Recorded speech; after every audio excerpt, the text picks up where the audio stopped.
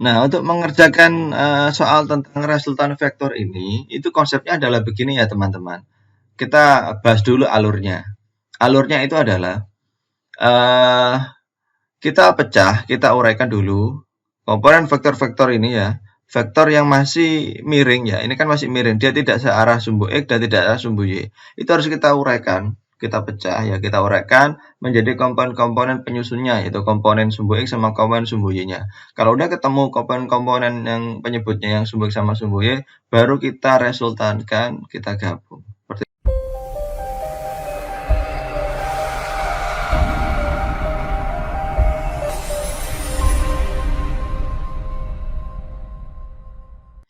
Hai semuanya, jumpa lagi di channel YouTube Physics in Life.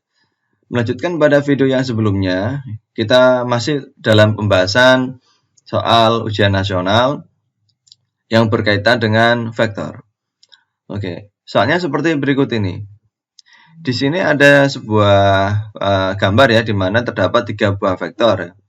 Ada 3 vektor, kita kasih nama aja yang sini vektor F1, ini vektor F2, yang ini vektor F3. Di mana antara vektor F2 dan vektor F3 ini saling membentuk sudut tertentu terhadap sumbu X. Ya, seperti itu. Pertanyaan adalah, resultan ketiga gaya ini berapa? Itu ditanyakan. Jadi ada 3 resultan ini, ada 3 vektor itu ditanyakan berapa resultan dari ketiga vektor tersebut atau berapa gabungannya gitu ya. Nah, untuk mengerjakan soal tentang resultan vektor ini, itu konsepnya adalah begini ya teman-teman. Kita bahas dulu alurnya. Alurnya itu adalah kita pecah, kita uraikan dulu komponen vektor-vektor ini ya. Vektor yang masih miring ya, ini kan masih miring, dia tidak searah sumbu X dan tidak searah sumbu Y.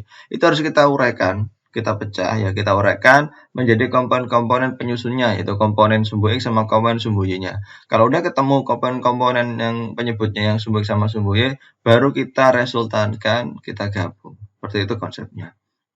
Bagaimana cara untuk menguraikan? Oke, caranya seperti berikut ini. Yang pertama, kita kasih nama dulu ya F1. Kalau sudah kita kasih nama F1, baru kita uraikan. Ini kan F1 membentuk sudut tertentu terhadap sumbu X dan sumbu Y, sehingga ini perlu dipecah, diuraikan menjadi komponen-komponen penyebutnya, yaitu komponen F1X sama komponen yang F1Y. Setelah udah kita tentukan komponen vektornya, lalu kita cari nilai F1X dan F1Y. Yang pertama saya akan menganalisa berdasarkan nilai sinusnya.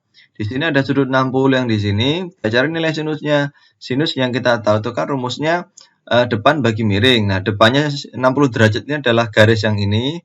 Ini tidak lain, tidak bukan adalah F1Y. Nah, ini depannya F1Y. Lalu yang miringnya, sisi miringnya kan yang F1. Sehingga dapat kita peroleh nilai sinusnya. Sinus dari 60 derajat pada gambar di sini itu sama dengan F1Y dibagi F1.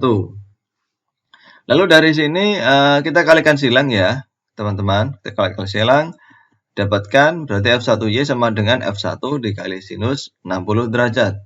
Lalu kita masukkan nilainya F1, yaitu 3 Newton. Dan sinus 60 yaitu setengah akar 3. 3 dikalikan setengah adalah 1,5. Berarti jawabannya 1,5 akar 3 untuk yang nilai F1Y. Kita lakukan hal yang serupa ya terhadap kosinusnya.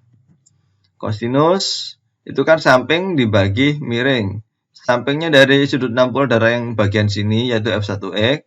Miringnya adalah yang F1. Sehingga cos 60 derajat kita peroleh F1X dibagi F1. Dari sini kita kalikan silang ya teman-teman. Sehingga kita peroleh besarnya F1X adalah F1 dikalikan cos 60 derajat. Lalu kita masukkan angkanya, F1-nya 3, cos 60 itu setengah. 3 kali setengah nilainya 1,5. Nah, kita sudah berhasil mendapatkan komponen-komponen dari F1, yaitu F1X dan F1Y. Setelah itu kita lakukan hal yang serupa untuk yang F2 yang di sini, untuk mendapatkan nilai komponen-komponennya. Ya, yaitu komponen F2X sama komponennya yang F2Y.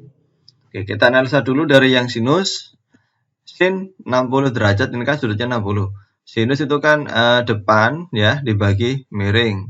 Nah, depannya ini kan sama aja dengan F2Y, miringnya adalah F2. Sehingga di sini kita dapatkan sinus 60 derajat adalah F2Y per F2. Lalu kita kalikan silang seperti pada langkah yang sebelumnya.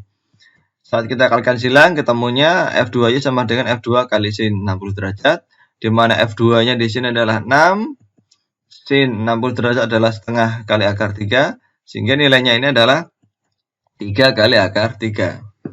Selanjutnya kita tentukan analisanya berdasarkan nilai kosinusnya.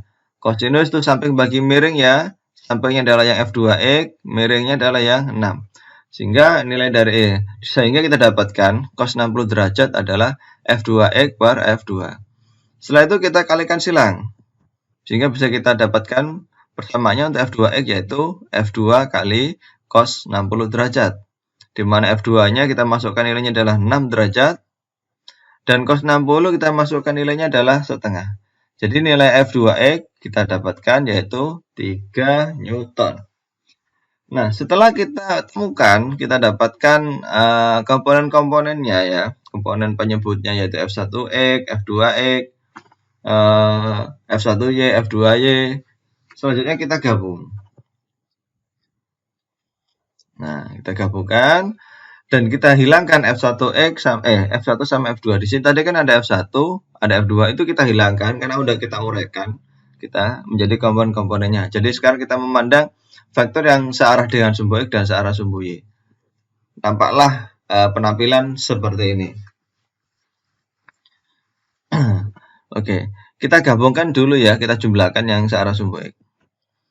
Nah, Fx-nya, sigma Fx kita gabungkan. Ternyata yang sumbu X ini ada 3 vektor, yaitu F1X, F2X, sama F3. F1X sama F1X dan F2X itu kan searah ya, satu arah ke kanan. Ya, nilainya positif, kalau yang F3 kan ke kiri negatif. Sehingga di sini F1X positif-positif, F3-nya yang negatif.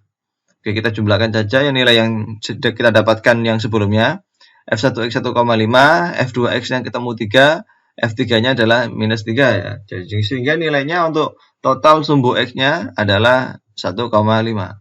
Lalu kita lanjutkan untuk mencari total vektor yang searah sumbu Y.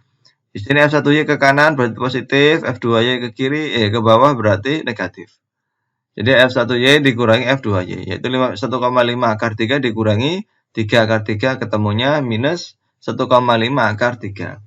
Setelah kita menentukan komponen-komponen penyebutnya, lalu kita resultankan dengan menggunakan rumus Pythagoras ya. Ini kan sebenarnya rumus Pythagoras ya, seperti itu. Oke, kita lanjutkan. Fx-nya adalah 1,5, Fy-nya 1,5 akar 3, tapi ada minusnya ya. Tapi kan nanti minusnya nggak ngaruh ya, karena minus dikuadratkan hasilnya sama aja. Jadi di sini minusnya mau kita kasih atau tidak kita kasih, tidak ngaruh sebenarnya ya. Seperti itu. Tapi sebenarnya ini tadi ada minusnya, cuma saya lupa menuliskan ya, atau typo gitu. Harusnya ada minusnya. Walaupun ini dikasih minus pun, nanti minusnya dikuadratkan hasilnya akan sama. Seperti itu. Oke, lalu kita kerjakan 1,5 kuadrat hasilnya adalah 2,25. 1,5 akar 3 dikuadratkan hasilnya adalah 6,75. Ini kita jumlah hasilnya 9. Berarti resultannya adalah akar dari 9, yaitu 3 Newton. Nah, kita cek di soal apakah ada jawaban 3 Newton. Nah, ternyata ada. Berarti jawabannya adalah yang D, 3 Newton. Bagaimana teman-teman? Cukup mudah kan untuk pengerjaan soalnya ini? Oke, untuk video selanjutnya akan kita bahas lagi soal-soal UN pada soal-soal yang selanjutnya. Oke, sekian dari saya. Terima kasih.